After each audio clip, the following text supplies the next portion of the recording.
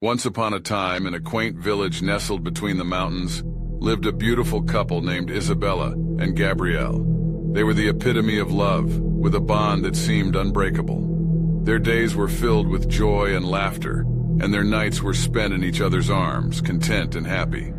However, one fateful day, as Isabella was walking through the marketplace, she noticed a mysterious stranger standing under the shade of a large oak tree. His name was Lucius, and he had an air of enigma that instantly captivated her. His eyes seemed to hold secrets, and his words had a charm that was impossible to resist.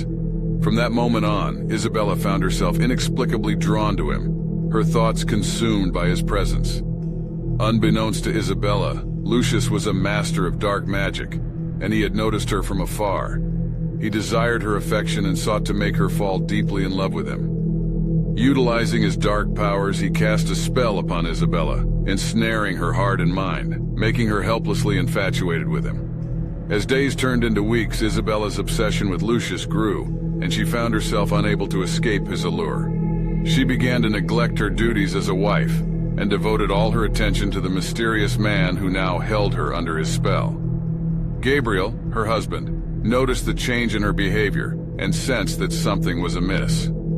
Eventually, rumors of Isabella's affair reached Gabriel's ears. Heartbroken and filled with rage, he decided to take matters into his own hands. Unbeknownst to anyone, Gabriel had inherited a dormant magical lineage, passed down through generations in his family. With a heavy heart, he decided to use this power to protect his love and confront the man who had stolen her heart. Gabriel sought out an ancient and powerful sorceress, who taught him a potent spell capable of defeating even the strongest of enchantments. Armed with this newfound knowledge, he set out to face Lucius. Under the cover of darkness, Gabriel confronted Lucius near the same oak tree where Isabella had first met him. A fierce battle of magic ensued, and in the end, Gabriel's spell proved to be stronger than Lucius's enchantment. Lucius was defeated, and his dark magic was banished forever. With Lucius gone, Isabella was freed from his spell, her mind finally clear of his influence. She felt an overwhelming guilt for her actions and rushed back home to confess everything to Gabriel. Expecting anger and resentment, she was surprised when Gabriel embraced her tenderly, telling her that he had forgiven her. However, as the days passed, Isabella began to notice strange occurrences. She felt a subtle change in her emotions and actions, as if a part of her was no longer under her control. She discovered that Gabriel had used a spell of his own, one that bound her to him as his devoted wife. While Gabriel's intentions were rooted in love and the desire to keep her safe, Isabella couldn't help but feel conflicted about this newfound realization. The story concludes with a bittersweet twist. Isabella now faced a dilemma of being under two spells, one that had been broken and one that remained.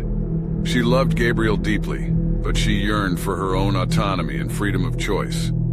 The path ahead was uncertain, but she knew that she had to confront Gabriel and have an honest conversation about their shared magic and what it meant for their future together.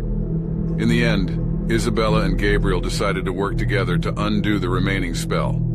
They sought the help of wise and benevolent magic practitioners who guided them towards a path of mutual understanding and trust. Through their journey, they learned that love should never be forced or controlled, but should bloom freely, nurtured by genuine affection and respect for one another. And so Isabella and Gabriel embraced their love with open hearts, free from the bindings of spells and enchantments.